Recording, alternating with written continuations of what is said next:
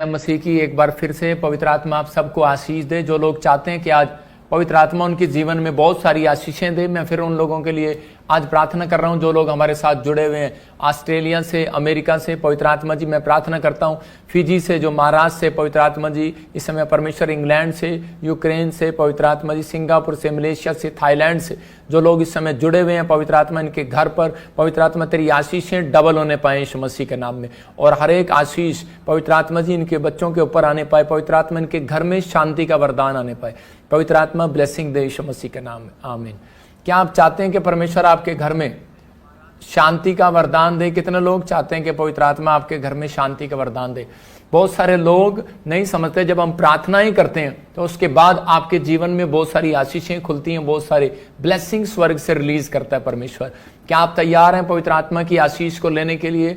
मैं उन लोगों को देख रहा था कि सुबह से आप शाम से आप गवाहियों को सुन रहे हैं। आपने सुना आज गवाहियां के पथरियां गई, रसोलियां गई, लोगों के सिर में दर्द था, किसी का मकान बना, किसी के ब्लेसिंग आई। क्योंकि अय्यूब बोलता है इस बात के लिए, कह रहा है कि प्रार्थना से बाइबल बताती है कि मिट्टी झड़ती है। जो शैतान आपके ऊपर मिट्टी डालता है कि आप दिखे ना, आप एक गोल्ड है, आप एक डायमंड है, कि आप बाहर ना आए, आप दिखे ना। परमेश्वर का आत्मा आपको आजाद करना चाहता है, आपकी ब्लेसिंग को खोलना चाहता है। क्या आप तैयार हैं पवित्र आत्मा आपके जीवन में बहुत सारी भरपूरी दे, बहुत सारी आशीषों को दे? आइए हम परमेश्वर के कलाम में जाएंगे। क्या आप चाहते हैं कि परमेश्वर का कलाम आपकी जिंदगी में आशीष दे? बहुत सारे लोग चाहते हैं कि परमेश्वर मुझे आशीषें दे, और बहुत सारे लोग जो हैं स्वर्ग जाना चाहते हैं। लेकिन याद रखना, एक शराबी व्यक्ति को भी पूछ लो तुझे स्वर्ग जाना है, तो वो ये कहेगा कि हाँ मुझे स्वर्ग जाना है, मुझे स्वर्ग जाना है, मुझे स्वर्ग जाना है। ये नहीं कहेगा कि मैं शराब छोड़ दूं। लेकिन प्रभु का आत्मा आज आपको बता रहा है कि वचन है, आज का टॉपिक है स्वर्ग का मुकुट किसको मिलेगा। बाइबल बताती है उस बात के लिए कि स्वर्ग का मुकुट उस व्यक्ति को कभी नहीं मिलेगा जो लालच करता है। आज का हमारा टॉपिक है कि स्वर्ग का मुकुट किसको मिलेगा। स्वर्ग का मुकुट कह रहा है कि स्वर्ग का मुकुट उसको मिलेगा, कह रहा है कि जो किसी तरह का लालच नहीं करेगा। 3 तरह के पाप आपको स्वर्ग से आशीष पाने से रोकते हैं। बाइबल बताती है इस बात के लिए, वो आप लिख सकते हैं।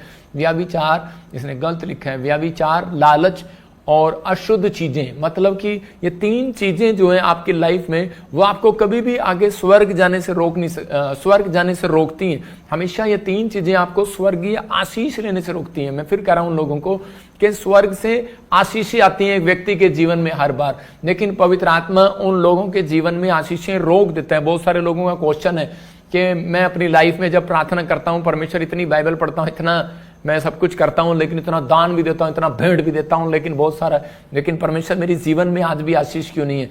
तो ये बात आप लिख लें। 3 तरह के पाप आपको स्वर्ग से आशीष पाने के लिए रोकते हैं। मतलब कि ये हम बहुत बार जो है नशे में पड़े रहते हैं, लालच में पड़े रहते हैं, लेकिन बहुत सारे लोगों को नहीं मालूम, जो लालच से दूर रहेगा स्वर्ग का मुकुट उसको मिलेगा, स्वर्ग की आशीषें उसको मिलेगा। नशा आपकी जिंदगियों में, मैं कह रहा हूं कि जब तक अगर रहेगा तो आप अपनी लाइफ में कभी भी परमेश्वर से आशीष नहीं पा सकते, क्योंकि शैतान जो है यही चाहता है कि मैं इन लोगों को कैसे गिराऊं। हम पढ़ते हैं बाइबल के अंदर भजन संहिता 4:3, हम पढ़ेंगे, देखो क्या लिखा भजन संहिता 4:3 में। हाँ देखें क्या लिखा।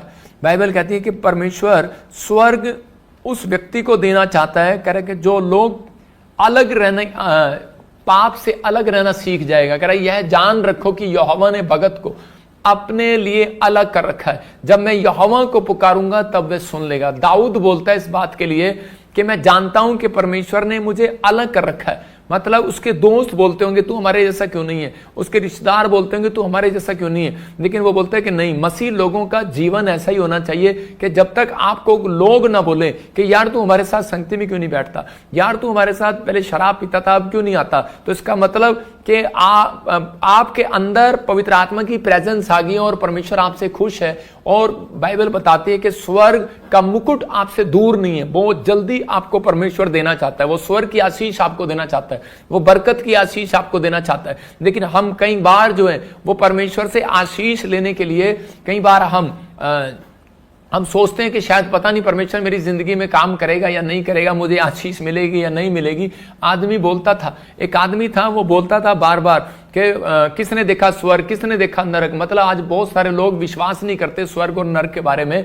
वो लोग बोलते हैं किसने देखा स्वर्ग, किसने देखा नरक, तो हम इन चीजों में हम पढ़ेंगे नहीं। लेकिन पवित्र आत्मा ने उसके जीवन में काम किया, उसको एक तकलीफ में लेकर गया। मैं आपको बताता हूँ, शैतान ने उसको एकदम से बहुत सारी तकलीफें दिया उस आदमी को। वो खाता था, पीता था, शराब पीता था, ऐशो आराम करता था। उसकी बहन उसके सामने मर गई, उसका भाई उसके सामने मर गया, उसका बच्चा जिस दिन उसके सामने मरा तो उसको उस दिन ठेस पहुंची और वो उस दिन संसार से अलग हो गया। और वो कहने लगा परमेश्वर के क्या बात है कि मैं परमेश्वर, मैं इतनी शराब पी रहा हूं, इतना कुछ कर रहा हूं, लेकिन मेरे को पता ही नहीं था कि जीवन थोड़े दिन का है। उसके सामने सामने जवान भाई बहन मर गए, उसके सामने सामने जवान बच्चा मर गया, कुछ नहीं हुआ, कोई शराब नहीं पीता था, कुछ नहीं करता था।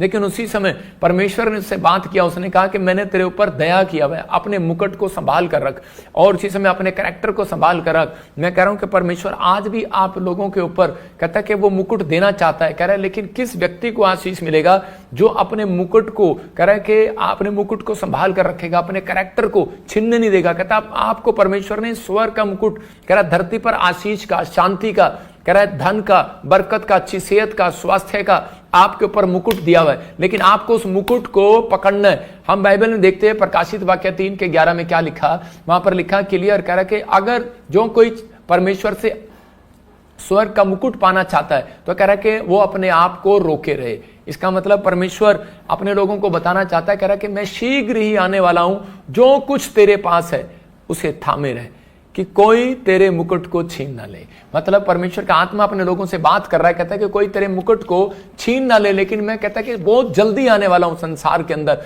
लेकिन डिपेंड करता है कि आप कितनी देर तक, कहता है कि परमेश्वर आशीष देना चाहता है, इस साल भी देगा, अगले महीने भी देगा। हो सकता है आपके पास बच्चा ना हो सकता है आपके पास नौकरी ना हो, कोई चंगाई ना हो, कोई आशीष ना हो आपके घर में, कोई घर में कोई टीवी ना हो, कोई फ्रिज ना हो, कोई भी घर ना हो, किराए के मकान पर रहते हो। लेकिन पवित्र आत्मा आपसे बात कर रहा है, कहता है कि कह रहा है जो कुछ तेरे पास है उसे थामे रहे। मतलब जो कुछ आपके पास है उसे थामे रहो। आपके पास कहता है कि, लेकिन कहता है हो सकता है आपके पास कुछ नहीं है, लेकिन आप दूसरे को देखकर जलते रहते हैं। आप कहते हैं कि नहीं परमेश्वर इसको आपने ज्यादा दिया है, इसको बड़ी नौकरी दी है, इसको बड़ा अभिषेक दिया, इसको बड़ा कह रहा है कि प्रॉफिट का गिफ्ट दिया है, लेकिन प्रोफेसी का गिफ्ट दिया, लेकिन परमेश्वर मुझे कुछ नहीं दिया।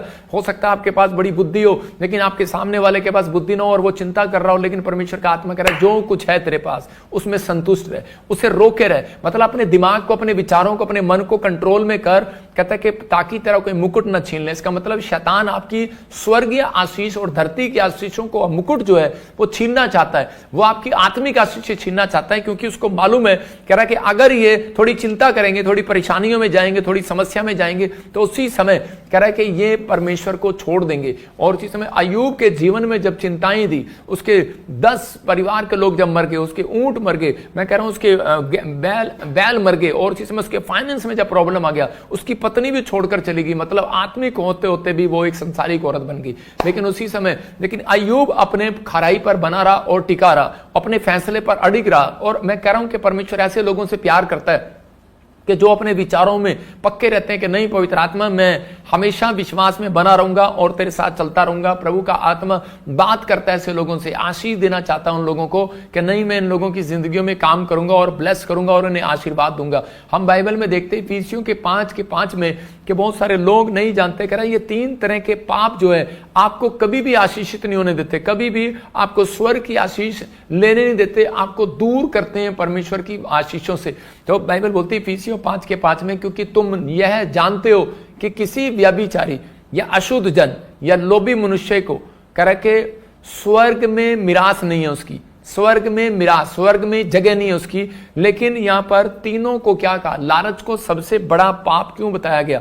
क्योंकि बहुत सारे लोग सोचते हैं शायद कि लालची है, ये पैसे के लालची है। पैसे का लालची नहीं, कहता है कि ज्यादातर कहता है कि जो व्यक्ति किसी भी चीज का लालच करता है, शराब का लालच, लड़की का लालच, तीसरा कहता है कि मूर्तियों का लालच। कहता है कि अगर आप मूर्ति पूजा छोड़कर, कहता है मिस्र देश को छोड़कर इजराइल में आ गए हो, लेकिन आपने क्या किया, लेकिन आज भी आप उस चीज में पाप में पड़े हुए, उसका लालच कर रहे हैं, तो उसी समय परमेश्वर का आत्मा बोलता है वो मूर्ति पूजा के बराबर है। आप समझते हैं कि नहीं? बेशक आप आत्मिक बन गए, आपने बैप्टिज्म ले लिया हो, लेकिन आपने बहुत सब कुछ कर लिया हो, लेकिन आज भी कई लोग मिस्र उसकी मूर्तियों के बराबर हैं। याद रखना, क्योंकि परमेश्वर का वचन बोलता है, कहता है कि लोभी मनुष्य की विरासत नहीं है, जगह नहीं है, मिरास नहीं है, परमेश्वर उसको पसंद नहीं करता। बहुत सारे लोग बोलते हैं कि पता नहीं परमेश्वर मेरी आशीषें क्यों रुकी हुई हैं, क्योंकि आप लोग आज से कहते हैं कि घमंड करते हैं और कहते हैं कि परमेश्वर हमने तो सब कुछ छोड़ दिया, अब तो हम अशुद्ध चीजों को ढूंढते नहीं है। लेकिन हमारे अंदर जब लालच की बातें चलती हैं तब हम कई बार कहता है परमेश्वर की आशीषों से वंचित हो जाते हैं और परमेश्वर हमसे नाराज हो जाता है। मैं बाइबल से बता रहा हूं कि याकूब की पत्नी लालच करती थी और उसके अंदर एक लालच भरा हुआ था कि वो अपनी लाइफ में जो राहेल थी उसको वो मूर्ति पूजा के देश से जुड़ी हुई थी और उसी समय उसके अंदर एक लालच था, क्योंकि उसकी मूर्तियों पर जो है वो गोल्ड की चीजें लगी हुई थी और जब वो गोल्ड की चीजें लगी हुई थी तो वो उसी समय वो भूल गई कि एक दिन के वो प्रेग्नेंट है। तो उस समय जब याकूब को उसके मामा लोबान ने पूछा, मतलब उसके राहेल के जब बाप ने पूछा कि वो मूर्तियां कहां पर हैं, कहता है कि तेरे कोई चुरा कर ले आया। और उसी समय वो इतना प्यार करती थी उनसे, मतलब सोने से, और उसी समय वो सोने की मूर्तियों को उसके साथ याकूब के साथ लेकर जाना चाहती थी जाते हुए अपने घर पर, अपने ससुराल में। लेकिन उस समय में उसने पूछा याकूब से कि वो मूर्तियां कहां पर हैं और तू चोरी करके लाया। तो उसी समय याकूब भी अपने आप को रोक नहीं पाया। मैं लोग बता रहा हूं कि उन बात के लिए कुछ बातें हमारे जीवन में, हमारे बोल हमें अशुद्ध करते हैं, कई बार हमारे मन के बहम हमें अशुद्ध करते हैं, कई बार हमारे विचार हमें अशुद्ध करते हैं। लेकिन यहां पर कह रहा कि इसकी जुबान ने, याकूब की जुबान ने उसकी पत्नी को शुद्ध कर दिया और कह रहा कि यहां पर नेगेटिव बोल दिया। और उसकी जब पत्नी के पास जब उसका बाप आया तो उसी समय वो क्या प्रेग्नेंट थी और वो अपनी साड़ी समेत उसके ऊपर बैठ गई, मूर्तियों के ऊपर। वो कहने लगी कि नहीं डैडी, यहां पर तो कोई मूर्ति नहीं है। तो उसी समय उसने कहा उठ, यहां देखने दे। उसने कहा मैं प्रेग्नेंट हूं, मैं उठ नहीं सकती।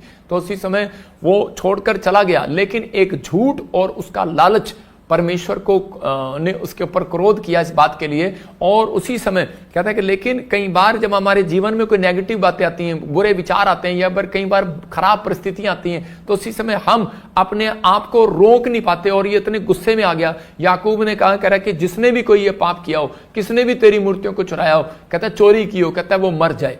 और उसी समय वो नहीं जानता था कि उसी की पत्नी वो मूर्तियां चुरा लाई है। और उसी समय थोड़े दिन के बाद जब उसने बच्चे को पैदा किया और पैदा करते ही वो औरत मर गई। लेकिन याकूब को बाद में समझ में आया कि मेरी पत्नी का लालच, कह रहे एक गोल्ड का लालच, कहते कि वो मूर्तियों का लालच, कहते उस मेरी पत्नी की जान ले गया। लेकिन बाद में वो शर्मिंदा हुआ, कहता कि मैं ऐसी परिस्थितियों में मैंने क्या किया। ऐसी परिस्थितियों में जब कोई बीमारी आती है, जो कोई कर्जा आता है, कोई बैड न्यूज आती है, तो उसी समय हम अपना भरोसा परमेश्वर से हटाकर हम उसी समय ऐसा ध्यान कर लेते हैं और नेगेटिव हो जाते हैं। और शैतान चाहता है इनके मुकुट को छीन ले, इनके विचारों को छीन ले, जो उन्होंने फैसला लिया है कि मैं अब गंदे विचार मुंह से नहीं बोलूंगा, मैं अब नेगेटिव बातें नहीं बोलूंगा, मैं अब पॉजिटिव रहूंगा, मैं अब बुरे विचार में नहीं जाऊंगा, बुरी संगति में नहीं जाऊंगा। तो वो आपको छीनना चाहता है उस चीज से जो आपने समर्पण किया, वो आपके समर्पण को छीनना चाहता है। जब आपने बैप्टिज्म लिया, अंगीकार किया, तो आपके अंगीकार को छीनना चाहता है। तो उसी समय उसने उससे छीन लिया और ऐसी परिस्थिति उसके सामने लाया कि उसने गुस्से में नेगेटिव बात बोली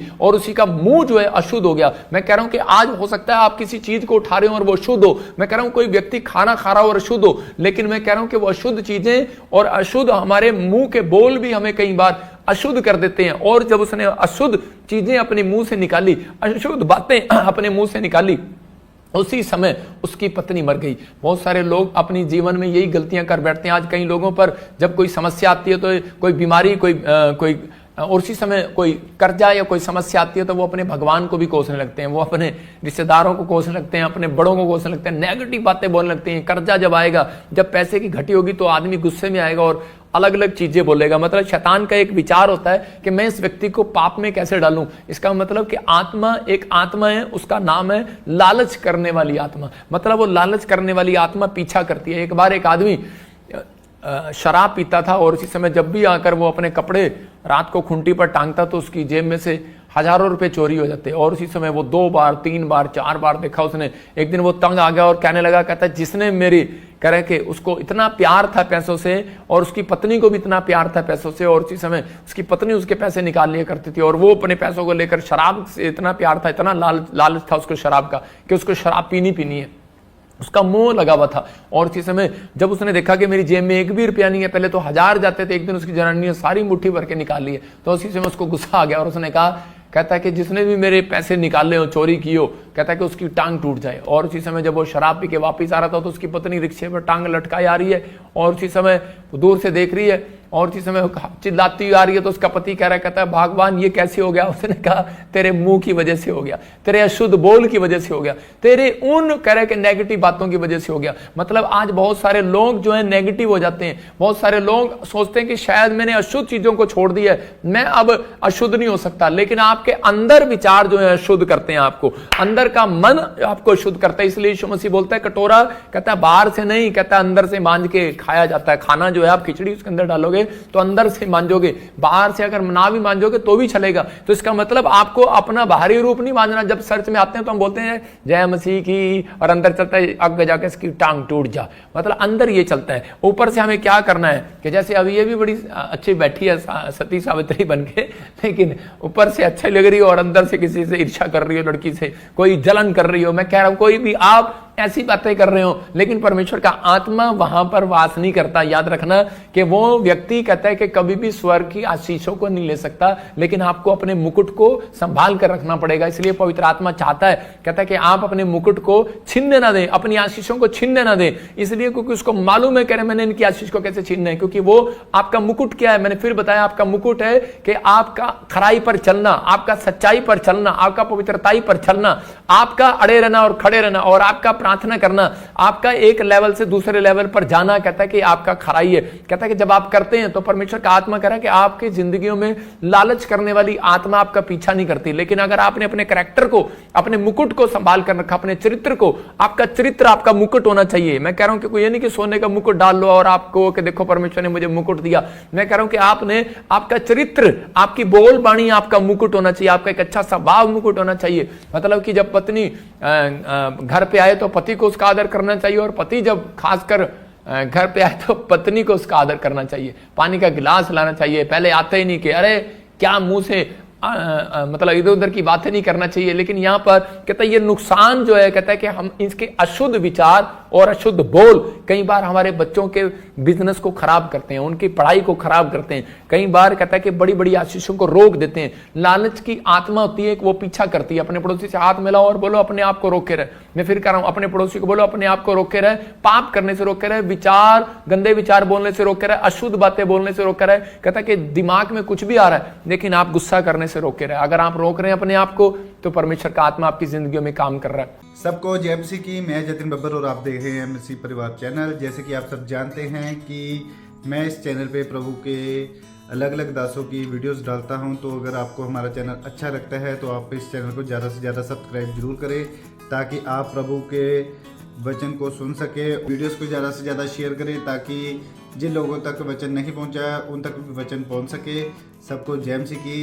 एक बार मैं आपसे दोबारा कहूँगा कि इस चैनल को सब्सक्राइब जरूर करें और वीडियोस को ज़्यादा से ज़्यादा शेयर करें। जय मसीह की।